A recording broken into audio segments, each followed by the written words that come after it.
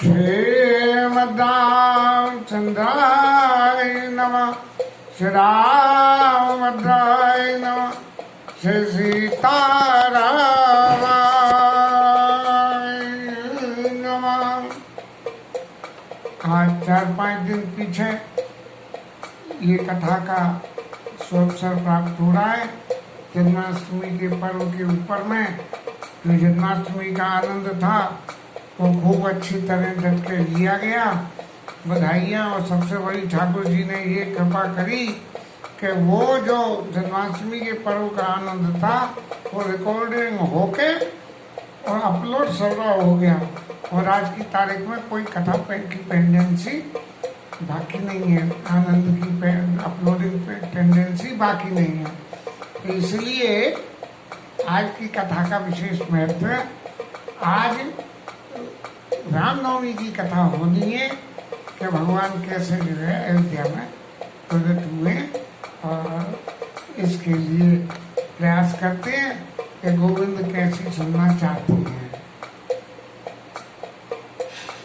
जोग लगन ग्रह भारत थी, सकल भय अनुकूल। चरु अचार हर्ष जुता, राम जन्म सुख मोह।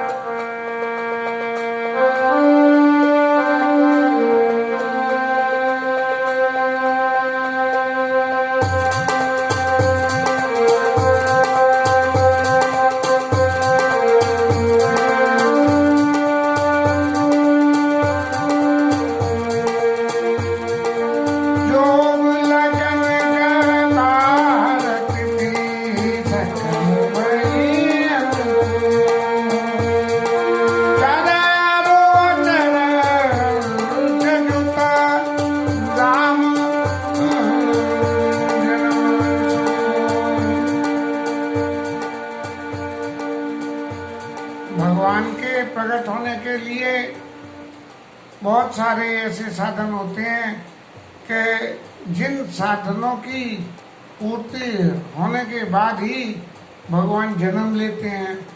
या हम दूसरी तरह ये कहें कि भगवान जब जन्म लेते हैं तब योग, लगन, ग्रह, वार, तिथि ये सब अपने आप ही अनुकूल हो जाते हैं। इन्हें निमंत्रण देना नहीं पड़ता कि आप महाराज राम जी जन्म लेने वाले हैं, इसलिए फलानी तिथि आप आइए, फलाने नक्षत्र आइए, फलाना समय आइए। ऐसा नहीं करना पड़ता, क्योंकि रामायण में आगे भी विवाह के समय में प्रसंग आया है।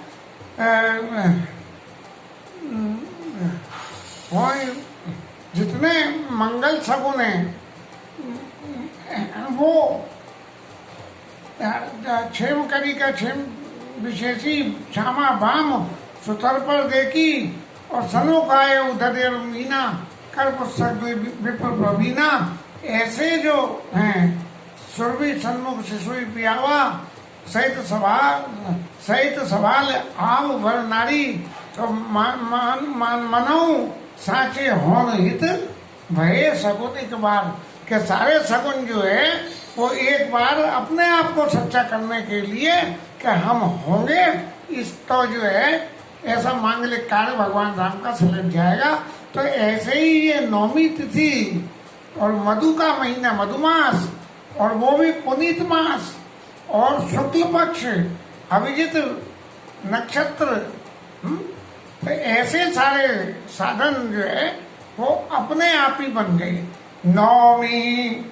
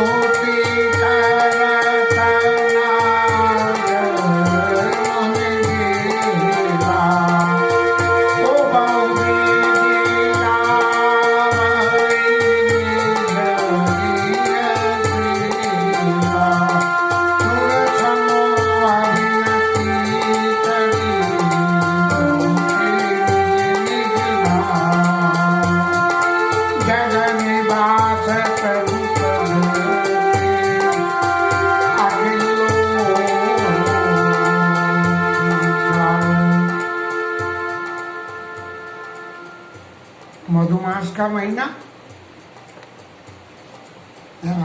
चैत्र मास, जहाँ जाड़ा खत्म हो गए और गर्मी शुरू होती है, गर्मी की शुरुआत होती है।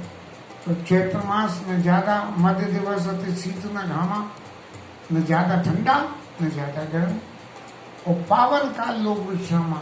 ये जो अति शीत न घामा का जो काल है, ये समस्त लोग को विश्राम देने वाला है। शीतल मंद सुरभि विवाह, शीतल ठंडी हवा, जहाँ में ठंडी हवा चलती है, तो गर्म हवा तो उस वक्त चलती नहीं है। शीतल और मंद धीमी धीमी चलती है। सुरभि सुगंध, क्योंकि ये जो चैत्र का महीना है, इस चैत्र के महीने में सबरे पौधों में फूल और फल आने लगते हैं। चैत्र के महीने में ये प्रकृति की बहुत बड़ी देन है कि चैत्र के महीने में पूरा कोई कैसा भी पौधा हो, यदि उसमें फूल लगते हैं तो वो फूल आना मन कुसुमित गिरिजन मनिहारा, और सवई सकल सरिता अमृत धारा। और चूंकि बरसात होने के बाद में पानी गंदा हो जाता है, मट्टी वट्टी आ जाती है, लेकिन धीरे धीरे जब बहते बहते पानी स्थिर हो जाता है, तो स्थिर हो जाने से वो जो सकल वही सरिता अमृत धारा, अमृत के समान शुद्ध पानी हो गया। उनका मट्टी कचरा पट्टी जो आई थी वो तो सब बह गई या नीचे बैठ गई। गगन विमल सो अवसर विरंची, जब जाना चले सकल सुर साज विमाना। जब संसार की क्रिया में इतनी सारी बातें होने लगी और ब्रह्मा बाबा जी कह रहे थे कि भगवान ने कही थी कि मैं प्रकट होऊंगा, तो जी जब इतनी सारी अनुकूल बातें हो रही हैं, तो ब्रह्मा बाबा को लगा कि ऐसा हो सकता है कि ठाकुर जी प्रकट होने का अवसर हो, और सो अवसर से जब जाना और चले सकल साज विमाना। सारे देवताओं को बुलाया, बोले चलो भैया भगवान आने वाले हैं और उनके स्वागत के लिए हम चले। लेकिन डर के मारे नीचे तो उतरे नहीं, और ऊपर से ही क्या कर रहे हैं, गगन विमल संकुल सुरयूथा। सबरे पहलवान ऊपर से दूर से ही देख रहे हैं, तो भैया नीचे क्यों नहीं उतर रहे? बोले नीचे उतरेंगे जब भगवान के जन्म होके और अयोध्या में जब मंगल गान होगा, तब हम नीचे उतरेंगे और उस गान में नाच गा के और आनंद लेंगे। गगन विमल संकुल सुरयूथा, गा वही गुणबंधर वरुता। भगवान के गुणों का गान ऊपर से ही गाने लगे। कैसे? नमो संस्थाय सहस्त्रमूर्ते सहस्त्रपादाक्ष शिरोरुभावे सहस्त्रनामने पुरुषे शाश्वते सहस्रकोटि युगधारणे नमः। नमो ब्रह्मण्य देवाय गौ ब्राह्मणहिताय च जगत्पिताय रामाय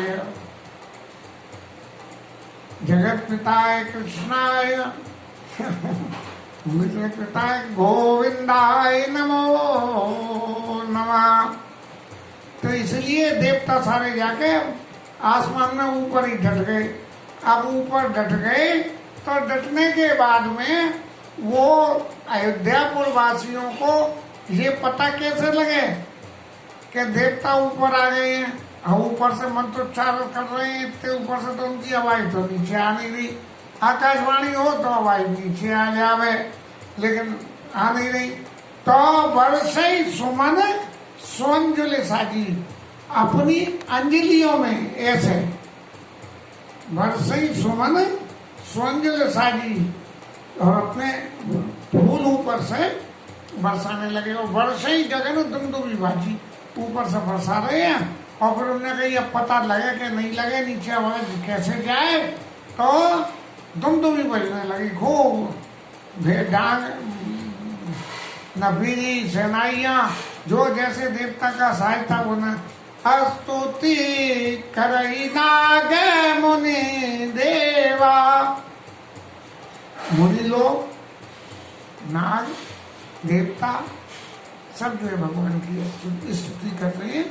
और बहुविधि लाभई निजी सेवा, प्रकृति में जिस व्यक्ति की जैसी सेवा सौंपी हुई थी उसी के अनुसार वो लोग अपनी अपनी सेवा करने लगे।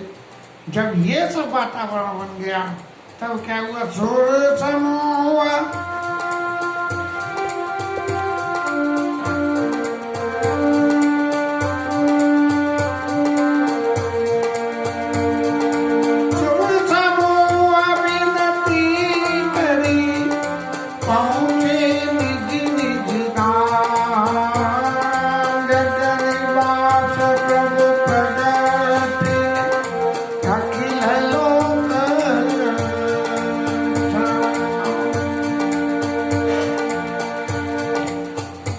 देवताओं की स्थिति ये रही कि भगवान प्रकट हो रहे हैं और प्रकट होने पे हमें जो भगवान की सेवा करनी चाहिए तो वो सेवा तो उन्होंने सबने कर दी।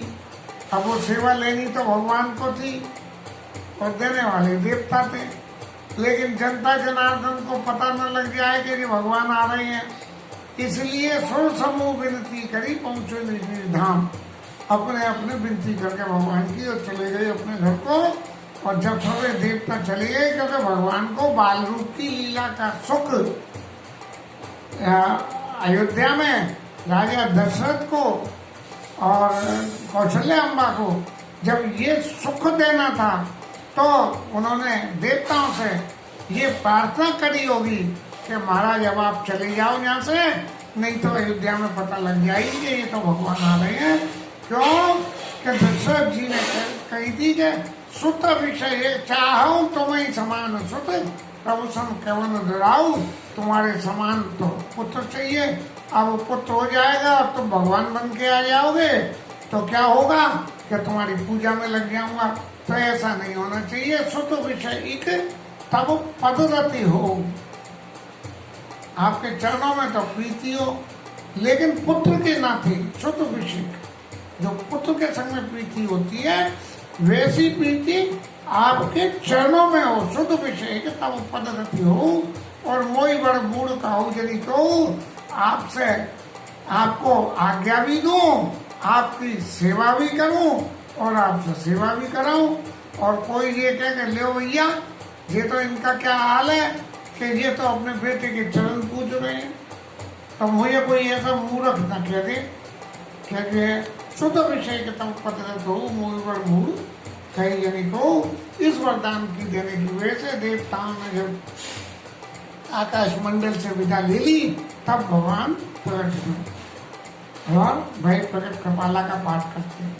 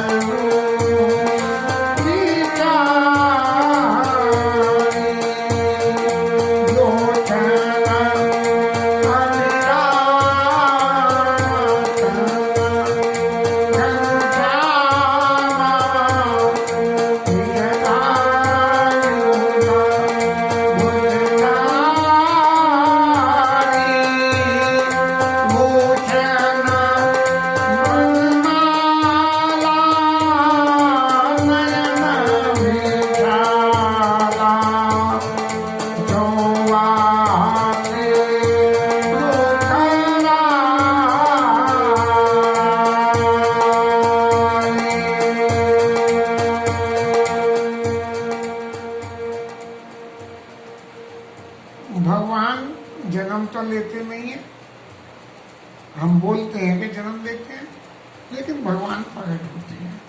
तो ऐसे ही अयोध्या में और राजा दशरथ के प्रसूति गृह में भगवान प्रकट हुए और कौशल्या के हित करने के लिए भगवान प्रकट हुए। जब भगवान के ये दर्शन करे कौशल्या मैया ने तो हर्षित में तारी मुनि मन हारी अद्भुत रूप विचारी। जो जिस स्वरूप के दर्शन मुनि लोगों को भी नहीं होते हैं उस पर ब्रह्म परमेश्वर के उस स्वरूप के दर्शन जब कौशल्या मैया को हुए हैं तो उनके मन में बहुत हर्ष हो गया और उनके स्वरूप के वर्णन में क्या कि लोचन अभिरामा, बड़े सुंदर नेत्र कटीले ऐसे लोचन अभिरामा, तन घनश्यामा, बिल्कुल नीले बादलों के समान जो है शरीर और शोभा से तो खरारी, ऐसे खर दैत्य के दुश्मन खर दैत्य का वध करने वाले भगवान को देख के और भूषण वनमाला गले में धारण करे हुए, नयन विशाला, बड़े बड़े नेत्र और शोभा सिंधु खरारी, ऐसे जो है वो सुंदर भगवान की छवि का। अब जब कौशल्या मैया ने भगवान की छवि का दर्शन करा तो फौरन भगवान के दर्शन करने से तो विवेक जागृत हो जाता है और जागृत होते ही उन्होंने भगवान से कहना शुरू कर दिया, कहा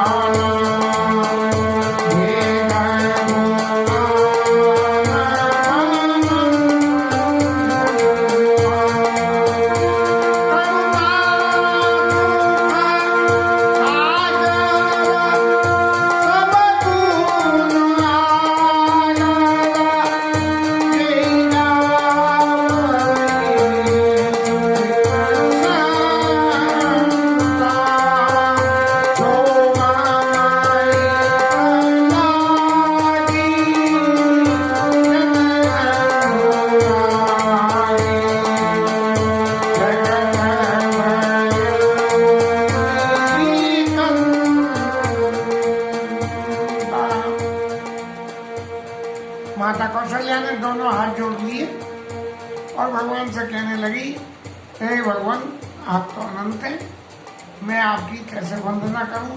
किसी की कोई सीमाएं हो तो बता दें कि भाई यहाँ से यहाँ तक है, यहाँ से सीमा ही नहीं है तो मैं कैसे करूं? माया गुण ज्ञाना, माया से रहित हो आप, माया भी आपका पार नहीं पाती। और तीत माना वेद पुराण भवंता, माया तीत हो, माया से परे हो और वेद पुराण भी आपकी बात को नहीं जानते हैं। तो इसलिए करुणा सुख सागर, आप करुणा के वशीभूत होकर अपने भक्तों को सुख देने वाले हो। यही गावे श्रुति संता, श्रुति और संत लोग ये कहते हैं कि आप करुणा के वशीभूत हो, कोई एहसान करके नहीं, अपने चित्त की जो करुणा का स्वरूप है आपका, जो करुणा का स्वभाव है, उस करुणा के स्वभाव की वजह से जीव मात्र पर दया करते हो। तो उसी करुणा स्वभाव की वजह से मम हित लागी, मेरा हित करने के लिए और अपने भक्तों का हित करने के लिए प्रकट हुए हुई श्री संता आपका प्राकट्य हुआ है।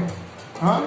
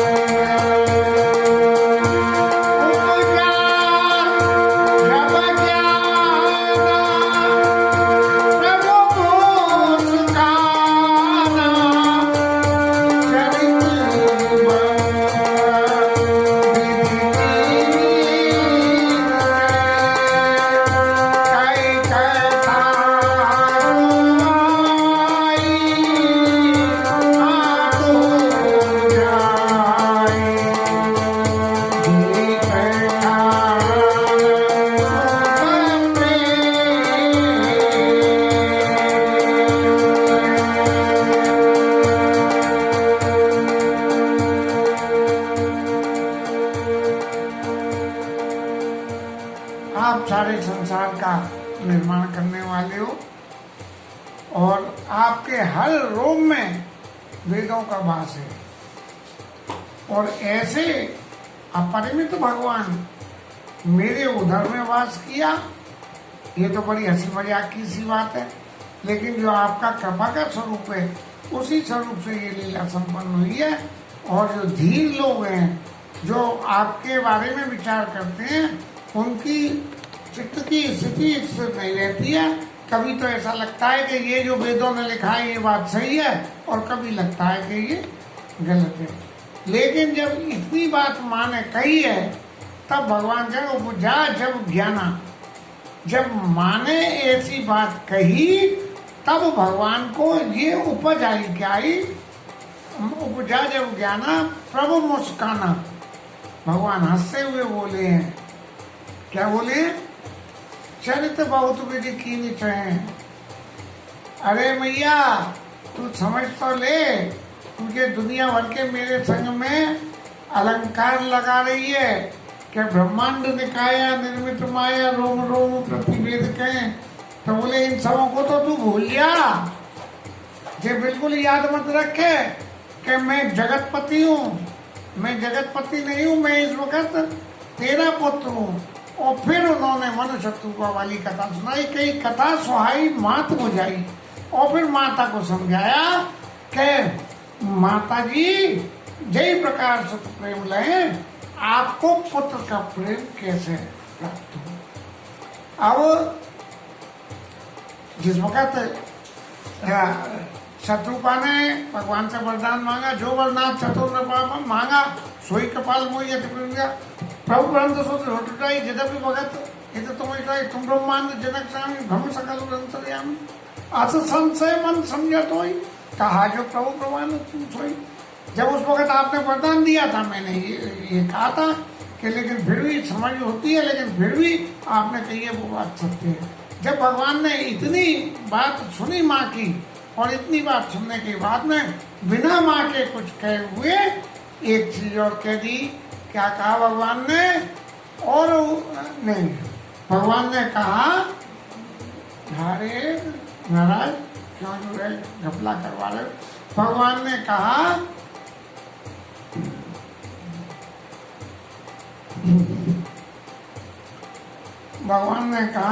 कि मेरे आशीर्वाद से आपके चित्त में ज्ञान कभी मिटेगा नहीं। आपके चित्त में चौपाई तो याद नहीं आ रही थी, वो कैसे भूल जाता हूँ, चौपाई याद नहीं आ रही। आपका ज्ञान कभी कब न मिटी। और वो एक आशीषा वो तो उनका है, कागुशबी उनका है कि आपको किसी भी जो है समय ज्ञान नहीं मिटेगा। तब जब भगवान ने इतनी बात कही और कौशल्या को ये सब रिकलेक्ट होके आ गया, तब उन्होंने क्या कहा?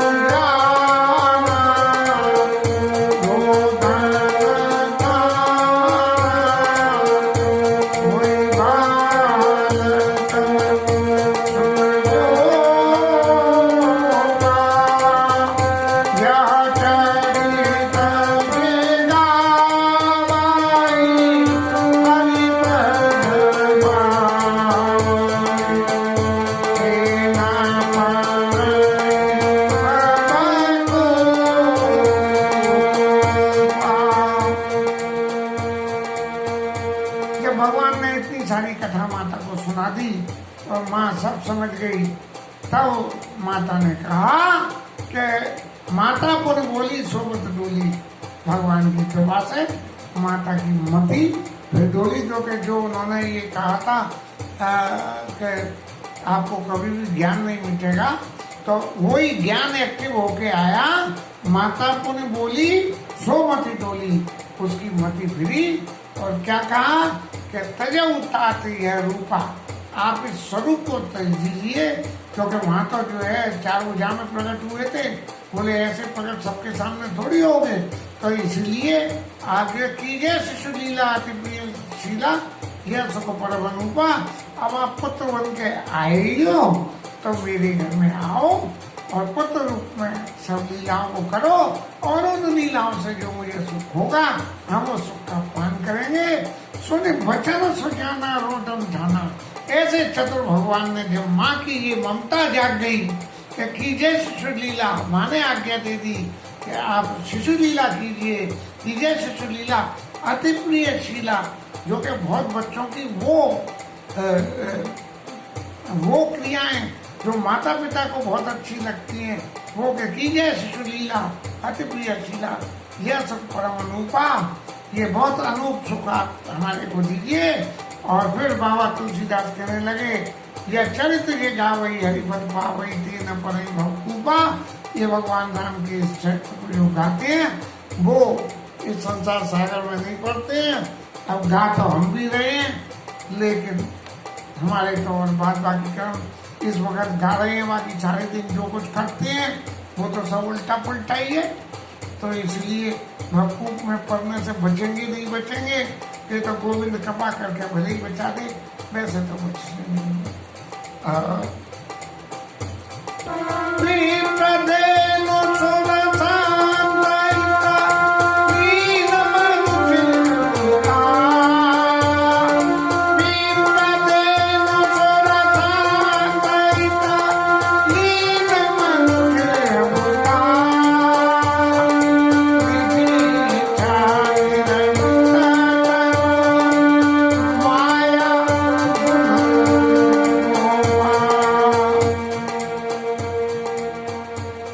तुलसीदास कह रहे हैं कि धेनु के लिए, गाय के लिए, ब्राह्मणों के लिए, संतों के लिए ये भगवान ने अवतार दिया है, और अपनी इच्छा से अपने शरीर को बनाते हैं।